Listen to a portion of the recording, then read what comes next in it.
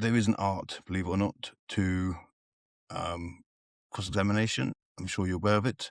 The art of calmly exposing the truth.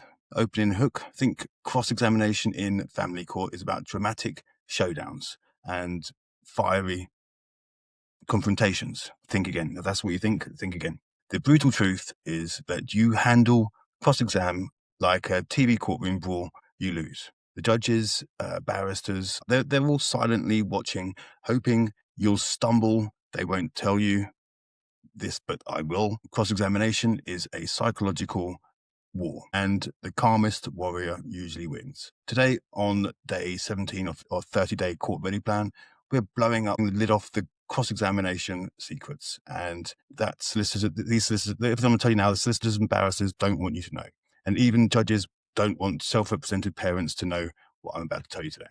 This isn't the polite scripted advice. This is textbook. This is nuclear. This is what you need to get through your cross-examination.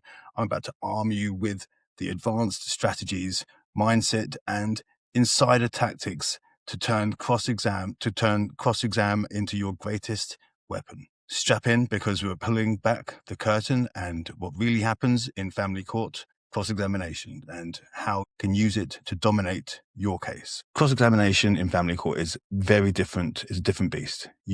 From what you see in the movies or even in other courts, or in criminal or commercial cases, or a bulldog cross-examiner might tear a witness apart. But in family court, that aggression, that backfires. It makes you look unstable, combative, even obsessed with conflict. Family court isn't just about hunting the truth. It's a risk management theater where appearances and demeanor carry enormous weight. Here's the hard reality. A deceptive but emotionally dramatic parent can seem more credible than the truthful and calm parent. Unfair, but this is the system that runs on perception and bias as much as facts. Judges aren't lie detectors. They're human.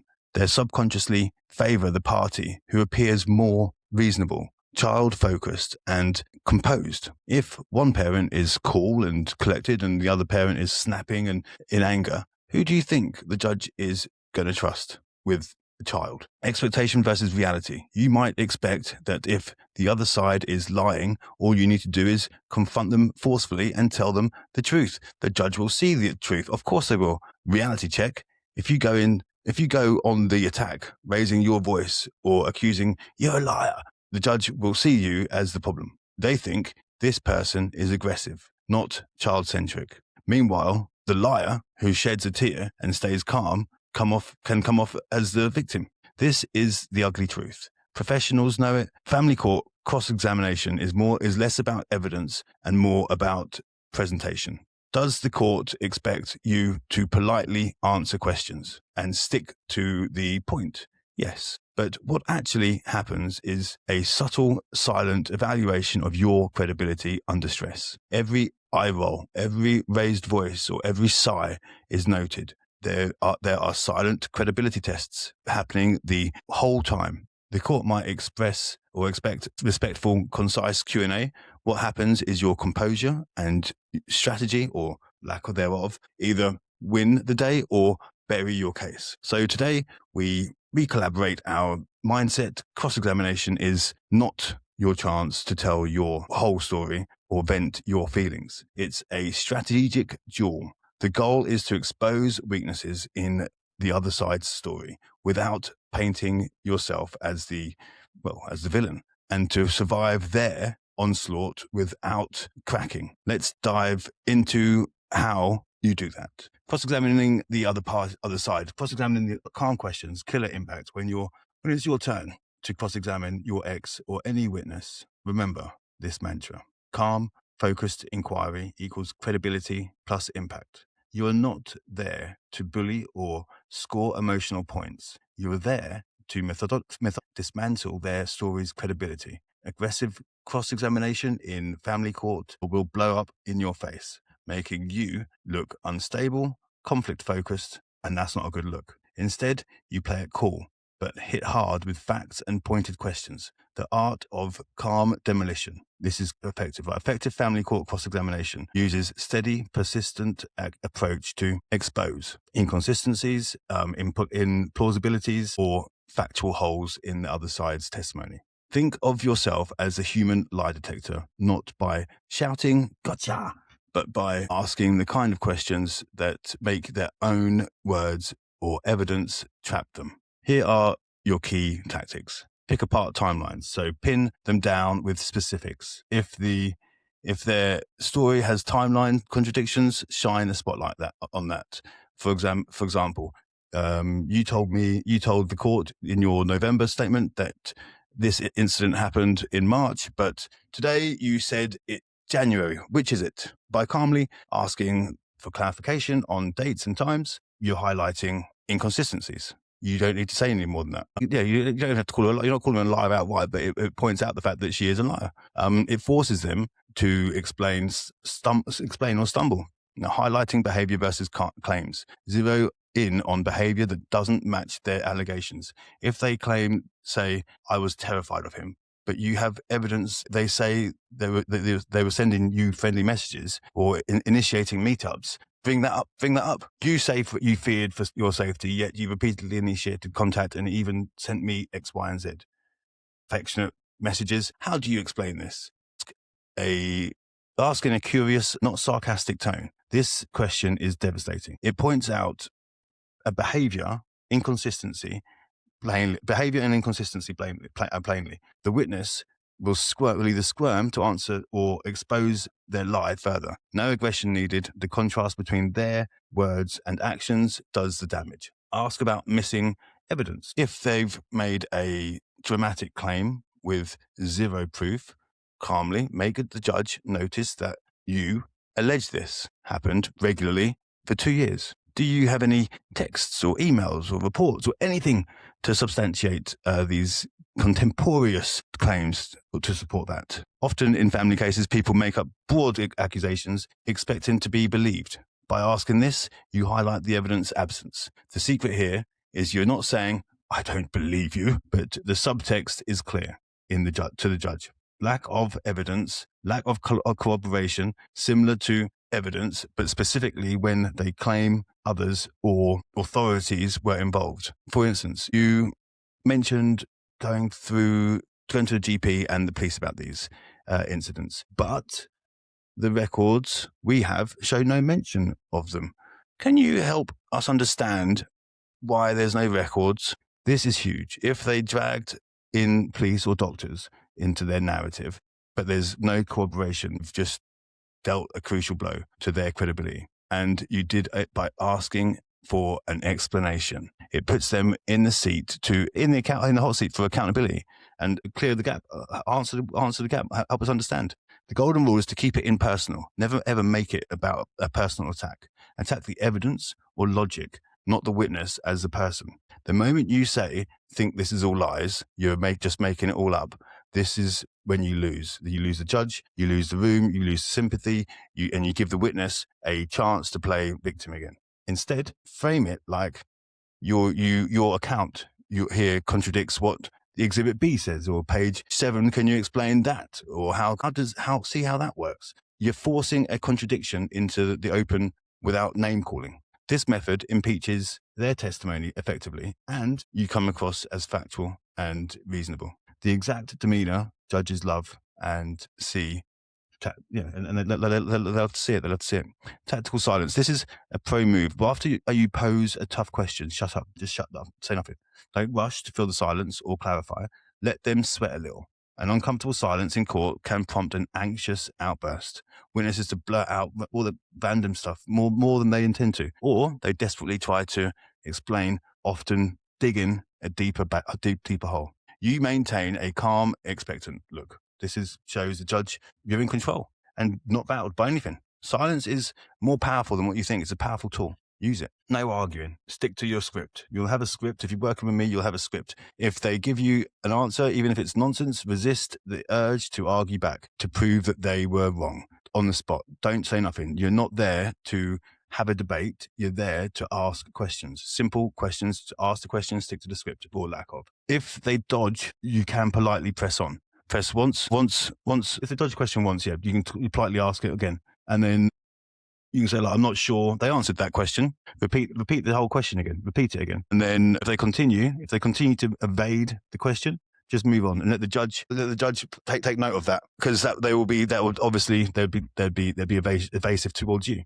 You can always return to that point in the closing summary to say, notice they never answered X question, by maintaining rhythm and discipline in your questioning. You cover most important points efficiently. Quality is over quantity. This is really important. Yeah, you might want to have like loads of questions, but the quality of the questions and the discipline in your questioning, that you cover the most important points efficiently, and quality over quantity. It's far more effective to land 3 to 5 solid blows than expose major issues than to ask 50 weak questions that go nowhere. Rhythm and discipline outweigh trying to cover everything, for sure. And here's another tip for you. Always know when you're asking a question. If you don't know what the answer you're hoping to get or reveal, don't ask it. Solicitors live by this rule. Never ask a question you don't already know the answer to. You should too. Random fishing questions, give it the other side the room to wriggle or even strengthen their story. Stick to the points of the case. Any points of contradiction or any points you can prove, and have your key exhibits or prior statements ready to pinpoint exactly when they inevitably give an inconsistent answer. Advanced framing techniques, and use a tone of genuine curiosity or puzzlement when they are asking tough questions. This is psychologically disarming. Instead of sounding accusatory, sound like you're seeking clarity. For example, I'm a bit confused. You said you were frightened of me, yet you wrote me affectionate email after that date. Can you help me understand that? This framing, notice the help me understand, makes it harder for them to accuse you of being hostile. It even nudges them to justify an inconsistency in their story. It's a subtle power move, but you know exactly what you're doing, but you present it as if you are the one who might needs things clarifying.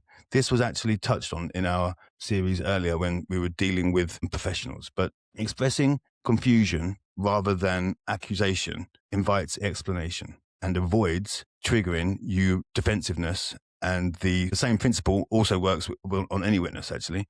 Prepare. By now, you see that effective cross-examination isn't libbed. It's strategically prepared. Homework for today, this